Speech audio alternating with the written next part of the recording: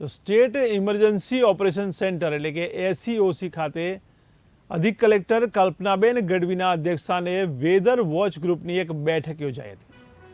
જેમાં રાજ્યમાં ચોમાસાની સ્થિતિ અને તે માટે તમામ વિભાગોની તૈયારી અંગે સમીક્ષા કરી હતી તથા તમામ વિભાગોને જરૂરી માર્ગદર્શન અને સૂચનો અધિક કલેક્ટર SEOC કલ્પનાબેન દ્વારા આપવામાં આવ્યા હતા।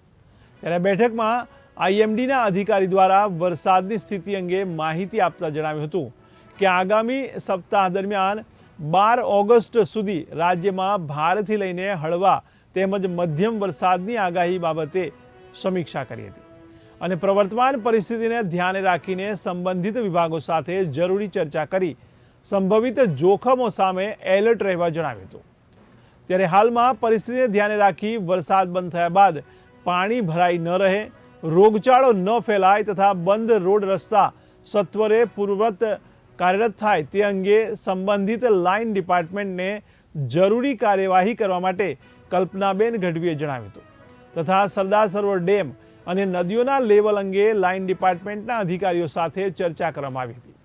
આ બેઠકમાં સિંચાઈ, ફોરેસ્ટ, આરોગ્ય, fisheries, Indian navy, coastguard, GMB, ઉર્જા, માર્ગ અને મકાન, ફાયર, પંચાયત, પશુપાલન, ICDS, food and civil supply, કૃષિ તથા ઇન્ડિયન એરફોર્સના નોડલ અધિકારીઓ પણ હાજર રહ્યા હતા।